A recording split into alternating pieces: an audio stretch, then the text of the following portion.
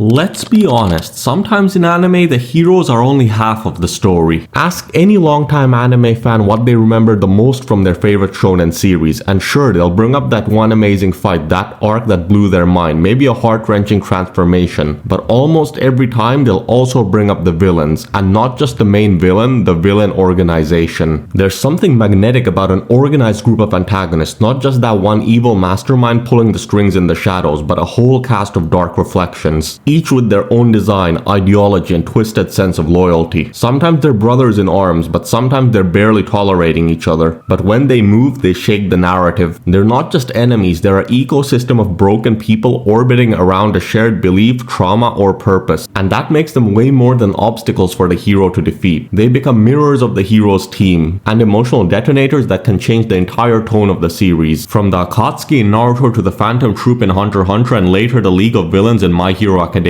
these groups didn't just threaten the world, they made the world richer. These villain organizations became unforgettable because they weren't just evil, they were grieving, disillusioned, and ideological. And over time we saw these groups evolve. We watched as the genre went from secret societies plotting world dominations to bands of broken people who just wanted the world to make sense again. We saw the aesthetics get sharper, the emotional writing get deeper, and the power dynamics inside these groups become stories in themselves. So in this breakdown, we're not just asking what these villain organizations did, we're asking what made them compelling, why do we still think about them, and what did they reflect about the heroes. So let's start at the top with arguably the most recognizable villain organization in all of anime. Let's start with the Akatsuki. If you're talking about iconic villain organizations in anime, the Akatsuki isn't just on the list, they are the list. They're the reason so many of us expect villain groups to have matching outfits, dramatic introductions, and tragic backstories. They're compelling not just because they're powerful, but because they feel like a well thought out institution. They weren't just henchmen serving a big bad. They were a council of broken ideologies, each carrying a different vision of disillusionment. And they weren't united by friendship, they were united by a shared hunger for peace through pain. So let's break down what made the Akatsuki so memorable. The red clouds on the black cloaks, the slashed headbands, the nail polish, the slow pans, and the stormy entrances. This was anime villain branding at its peak. Another part of what made the Akatsuki so memorable is that they don't show up all at once. They're a slow burn mystery. When we first meet them, we only see Itachi and Kisame, then a hologram meeting, then more names, which then leads to glimpses of different personalities. Each reveal adds more tension, more questions. Who's really in charge? What's the goal? And at the same time, we're always asking what happened to these people. It's storytelling by unraveling. The more we learn, the less stable they seem, until we realize that what binds them together is not loyalty but utility. They're contractors, mercenaries with a bigger vision in mind, but that vision isn't fully revealed until we get to Naruto Shippuden, where we see the likes of Itachi going rogue to prevent a greater war, and the likes of Kisame looking for a world without lies. Even Sasori, Deidara, Hidan, and Kakuzu, each one of them reflects a different facet of nihilism, disillusionment, or artistry gone wrong. And once we get to Pain, everything clicks. He doesn't just want to rule the world, he wants to force it into peace by making pain unforgettable. He wants nations to be too afraid to fight back. It's terrifying, but it kind of makes sense when you look at his character and what he went through. And so we see that Akatsuki is a great example of what happens when the system fails its most gifted people. And going back to the past lives of the members, one of the most important things Naruto does with the Akatsuki is give almost every member a full arc, a backstory, and a philosophy, which adds emotional weight to their death. Even the ones we don't agree with feel complete. Their actions stem from their warped belief, which we now understand. The Akatsuki were a great commentary on the shinobi world itself. They were the end result of the world's contradictions, the cycle of violence, the failure of diplomacy, the erasure of empathy in favor of duty. Each member felt like a hero broken by reality, now trying to rewrite it or destroy it entirely. And that's why the Akatsuki endure, not because they were powerful, which they were of course, but because they felt like a response to everything Naruto stood for. They weren't just the opposite side of the protagonist, they were what he could have become. And next we'll descend into a group with no exact plan like the Akatsuki, but a bond that runs deeper than purpose. It's time to analyze the Phantom Troupe. Despite being a villain organization, they somehow feel like one of the most tightly knit families in all of anime. They don't really want to take over the world, they don't even want to convert you to their cause. It feels like they don't even really want to be understood. They exist because they can, and they take lives because they want to. And yet somehow you begin to understand why they live that way. The Akatsuki may have been a machine of ideology, but the Phantom Troupe is a bit more of a wilder organization. It's like a villain organization who are a pack of wolves loyal not to a mission but to each other. Unlike the Akatsuki, they don't wear uniforms, they don't don't do synchronized attacks. They don't have a grand plan to change the world through pain. But what they do have is chemistry, that natural electric energy of a group that's known each other too well for too long. And that's part of their genius. They don't feel like a villain squad in the traditional sense. They feel like a crew. It feels like they're not together for power, but they're together because this is the only place they've ever felt like they belong. You can see it in the way they mourn their own members. You can feel it in the way they speak of Meteor City, the garbage dump where they were raised. There's pain, memory, and loss glued between every sarcastic insult and violent lashing out. There's no clear mission to fix the world. They steal, they kill, and they move. And yet what makes them compelling isn't what they want, it's what they value. Freedom, family, survival on their own terms. Even Crollo, their enigmatic leader, doesn't want to control them through fear. He's not trying to become a god. He's trying to read the world, to explore the human soul, through cruelty and theater. When we first meet them in Hunter x Hunter, the Phantom Troupe arrives like a storm. One minute they're ghosts, the next they butchered a mafia auction house like it was nothing. And what makes that introduction so powerful is how they're framed. Not as villains to be overcome, not even as direct obstacles, but as chaotic interventions, a problem that the protagonists have to survive, not defeat. It's a part of the reason why the York New arc was so thrilling. It wasn't about beating the troupe, it was about navigating around them, trying not to get swallowed whole by their presence. And that air of invincibility, that sense that you don't want to mess with these people, it sticks hard. And just when you think that they're all monsters, Togashi hits you with the real stuff. Uvagin dies protecting the group, roaring with laughter even as poison creeps through his veins, while Pakunoda sacrifices herself, refusing to give up her comrades even under the threat of death. And suddenly this chaotic gang of thieves and killers feels noble. Twisted, yes, but full of real loyalty. Not transactional, not manipulative, just pure, raw, chosen devotion. And you realize that the troupe isn't compelling because they're evil, they're compelling because they're real enough to mourn each other. Not because they're a team, but because they're a bond. Just not the kind we usually get to follow. The Phantom Troupe is everything a good villain organization should be. Dangerous, charismatic, unpredictable. But what makes them unforgettable is their internal bond. How they fight, die, and kill, not for ideology, but for each other. They aren't the opposite of the heroes. They aren't even a warning. They're just what you get when a world throws a group of unwanted kids into the trash, and suddenly they start to fight back. And finally, let's take a look at the modern reimagination of the villain organization. Let's look at the League of Villains in My Hero Academia. The League of Villains don't enter with spectacle. There's no stormy entrance, no gothic wardrobe, no slow unveil of godlike powers. But that's exactly the point. Because over time, across arcs, deaths, failures, and humiliations, this little group evolves into something way more disturbing and way more compelling. They become the consequences of hero society. They become the side effects no one wants to look at. They become real. If the Akatsuki were villains with a mission and the Phantom Troops were villains with a bond, then I would say the League of Villains is a good mix of both. The beauty of the League is in the slow burn transformation. At first they're clumsy and arrogant. Shigaraki is twitchy and immature. Kurogiri is the only one with any kind of poise. The Nomus are terrifying, but it's clear that they're not ready for the spotlight. But the more we see of them, the more we realize that these aren't villains in the classic sense. They're survivors of a system that pretends to be fair. Twice literally lost himself in a world that didn't have a place for him. Spinner is fighting for someone else's dreams because the world never gave him the chance to have one of his own. And Shigaraki was left to rot in the ashes of his own trauma, forgotten by heroes and rejected by his family. Their growth as a group isn't about powering up as much, but it's about finding meaning in each other. Where society discarded them, they chose to gather. And where the heroes failed them, they chose to write their own script. Pain was like an ideology made into a person, and Crollo was like poetry in human form. But Shigaraki, he's the embodiment of trauma. He's not a genius, he's not a noble either. He's barely coherent when we first meet him. But over the course of the series, he becomes something terrifying because he stops being angry at everything and starts understanding what his pain means. And the way My Hero Academia writes this shift is what makes the League so powerful. They're not wrong and they're not cartoonishly evil. They're what happens when the system fails too many times. The same system that glorifies All Might ignored the child sleeping under rubble, and now that child is standing up with an army behind him. And if there's one character who proves the League's emotional depth, it's Twice. On the surface, he's comic relief, loud, unhinged, and duplicates himself and spirals into absurdity. But deep down, he's one of the most tragic characters in the entire series. He doesn't even know if he's real. He's been so mentally shattered by loneliness and mistrust that when he finally finds a group who accepts him, he's ready to give his life for them without any hesitation. The League of Villains villains didn't make their entrance as a terrifying force like the Akatsuki or the Phantom Troupe. They weren't elite fighters or strategic masterminds. They started off scattered, messy, almost laughable in comparison. But that's what makes them compelling, because we didn't meet them at their peak. We watched them climb, we saw them fail, fracture, and get tossed aside, and then eventually evolve. And that's why I say seeing their evolution is a part of what makes them so compelling. And now, by this point, we've discussed all three, the Akatsuki, the Phantom Troupe, and the League of Villains. Different generations, different tones, and different ways to say the same thing, which is that the world created us, now watch what we do with that. What makes villain organizations in anime so compelling isn't just their power, it's that they're living, breathing arguments. Emotional, philosophical, narrative challenges to the world that the protagonists live in. They aren't just here to cause chaos, they're here to ask the hard questions. And a great villain group does what a single villain rarely can. They can show a range of responses to the same wound. They give us interior relationships, rivalries, betrayals, and bonds. Emotional drama that makes them feel even more real. And they reflect the main cast through a cracked mirror. That's the part that hits the hardest. Because when we see a villain organization that feels like a family, we're forced to ask, what's the real difference between them and the hero team? Is it just the goal, or is it who got saved and who got left behind? The best stories don't just answer that, they let the tension simmer, they let us sit in the discomfort. And that's what ultimately helps us remember these groups, long after their stories have finished.